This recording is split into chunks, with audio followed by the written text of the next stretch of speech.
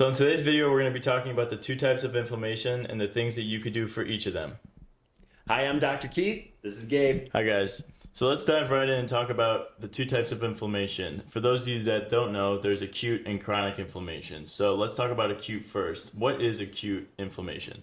Acute inflammation is inflammation that starts usually from some type of trauma, and it's within the first 48 hours of the incident happening that brought on the inflammation. That classifies it as acute.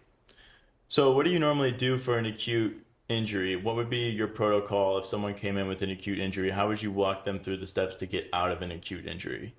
The first thing you want to do is you want to begin to control or modulate the inflammatory process, which is a natural part of the body's healing process. You want to start by applying ice, 20 minutes on, 30 minutes off, to bring that inflammation and swelling down. So what supplements would you recommend taking for an acute injury? I know a lot of people are familiar with turmeric in general for inflammation, but what makes turmeric so important for an acute injury? Turmeric is such a powerful antioxidant that it helps with any free radical damage that might be happening because there's been tissue damage.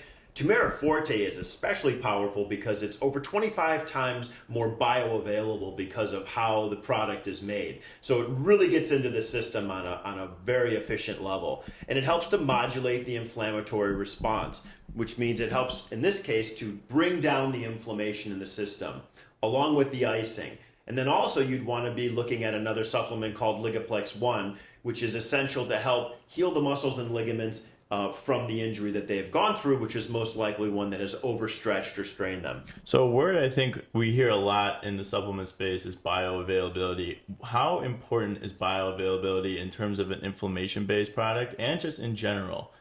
Bioavailability is really the key because you can be taking whatever you want, but if it's not getting in your system, getting into the cellular level, which is how we talk about bioavailability, then it's really not doing you as much good. Whatever isn't bioavailable really isn't giving you the benefit. So bioavailability is just absolutely key, especially when you're talking about something you're taking that needs to get into your system to help modulate an acute situation. That makes sense. So we've covered acute injuries, and if you don't take care of an acute injury, it turns into a chronic injury. So if you want to break down a chronic injury, what is a chronic injury and what makes it significantly different than an acute injury? Well, the biggest difference between an acute and chronic injury is the time from which the injury happened or the time that the experience has been going on. Anything past 48 hours begins to become chronic, and from then on becomes more and more chronic. So let's assume that you've addressed it as an acute injury, or you haven't, and now it's been 2 days, 3 days, a week, and the situation continues to be present. So what you're going to do for that is you're going to begin to use more moist heat, okay, to bring more circulation to the area to help initiate more of a healing response. You're going to begin shifting to whole food supplements like Ligaplex 2, which is more to help heal more of a chronic stiffness, soreness pattern versus an acute injury where there was more tissue damage. And you're going to begin staying on that turmeric forte to help lower the inflammation, get the body out of a chronic inflammatory cycle, get it more into a healing regeneration cycle. Okay, that makes sense. And what is the difference between Ligaplex 1 and Ligaplex 2? Because you take Ligaplex 1 for an acute injury, you take Ligaplex 2 for a chronic injury. What's the difference between those two supplements that make them used for each side of that equation? So Ligaplex 1 is more used for ligament laxity, which happens more often after an acute injury. Ligaplex 2 brings additional factors in to help the joint heal that's more chronic, more stiff, more like arthritic tendencies. So one of the things I had to ask you about is diet, because from what I understand, diet has a crucial role in inflammation, both bringing inflammation down and bringing inflammation up in a person's body. And I've been doing a little bit of research on my own about the lack of omega-3 intake in a lot of people's diets nowadays.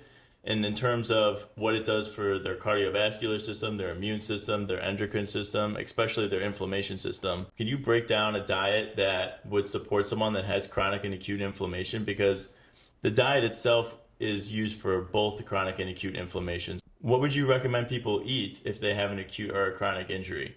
Well, diet is the foundation for your body to do all things that it needs to do to help heal and protect itself. So it's a cornerstone. It's a foundation of health. We could do a whole show on essential fatty acids, but in the relation that essential fatty acids have to inflammation, The most important thing to be doing in your diet is consuming high amounts of essential fatty acids in terms of like salmon, avocado, the healthy seed and nut oils that really promote the inflammatory cycle to be more modulated. See, good fats, like good essential fats, those help to move the inflammatory cycle in more of an anti-inflammatory pattern. However, like unhealthy fats like palm oils and refined oils, they can literally push your inflammatory cycle to be more inflamed. So it's interesting, fats have that effect. So healthy fats, essential fats, move inflammation in a positive way. It's like black currant seed oil, tuna oils, salmon oils, all the good, healthy, essential fatty acids. And we have a ton of them on our site. All of those will help to move the body into more of a anti-inflammatory state. So you want to be eating a lot of those on a daily basis because you can't just take something like an essential fat and be ready for an acute injury. You're ready for an acute injury because you've been doing the right things. Right, and that was my question. Do you find a lot of people that stick with more of a Mediterranean diet, high in omega-3s, have to supplement still? Is that something you would recommend if someone is eating the proper foods, that they still should be taking omega-3 intake outside of their food intake? In my opinion, absolutely. Because I see inflammation as such a widespread problem, and we know that chronic inflammation, studies are coming out that are showing the effect of chronic inflammation as a part of so many chronic disease processes. Interesting. That you always want to err on the side of giving your body the ability to de-inflame themselves. Well, let me put it to you this way. How many people do you find walking around complaining that they have no pain, no discomfort, no stiffness in their bodies? Yeah, very few. Right. So if you're having an abundance of any of those symptoms, it'll be helped by having a higher level of essential fatty acids in your system to help your body push its inflammatory cycle more towards anti-inflammatory instead of pro-inflammatory. Now, are there foods that you eat that reduce your body's ability to intake omega-3 acids, that almost block the barrier between you being able to absorb an omega-3 fatty acid? Are there foods that block that stuff? There actually are, and you have to look at that. So if you're eating a diet high in processed sugars, processed fats, a lot of toxicity, or if you're working in a very toxic environment and your liver is constantly working to detoxify you, okay, and clean stuff out of you, it's not going to be as available to do other work that it needs to do. So it's about taking a holistic approach to your health and really taking all those things into account. One supplement, one thing isn't going to fix it. You need to be looking at all aspects of your health.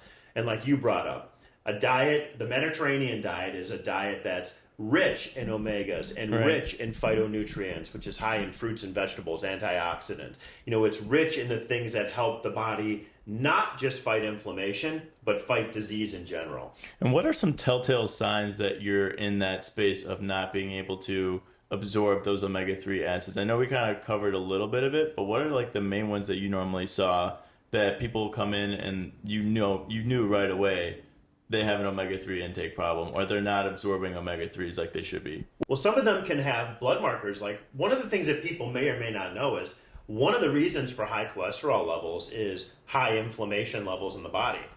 Cholesterol is produced by the body for one reason, to fight inflammation. It's a way that the body deals with tissue inflammation as it produces more cholesterol. So cholesterol is not always a bad thing? Cholesterol is not always a bad thing. Many times when the body is producing cholesterol, it's not producing cholesterol for negative reasons. It's trying to take care of inflammation. It's trying to deal with vessel inflammation in the body. And one of the reasons the body lays down so much cholesterol within the blood vessels is because it's trying to deal with an inflammatory condition within the blood vessels. And one of the biggest reasons that the blood vessels get inflamed is poor diet, insulin spikes, high sugar levels. All of those things are pro-inflammatory to the vessel system in the body as well as to the tissues. Well, that gives us a lot to think about in regards to our diet. It sure does. I mean, people want to make dieting just about losing weight. You know, yeah, but it's really, so true. Right? But dieting has to be about not just losing weight, it has to be about controlling inflammation, supporting immune system function. You have to think about what you eat in a lot of different ways if you really want to get the most benefit out of diet. That's why the Mediterranean diet is just a great general diet to follow to support all these different functions in your body. Well, this has been great. We've talked about the two major types of inflammation and the things you could do to treat each of them. And we began a discussion about diet and the effect that diet has. on not only getting rid of inflammation, but supporting all the systems of the body so that we can maintain optimal health. We are always waiting for your ideas on what you'd love for us to talk about as well. We really hope you enjoy this topic. Please send us your feedback. Have a great day. Have a good one, guys.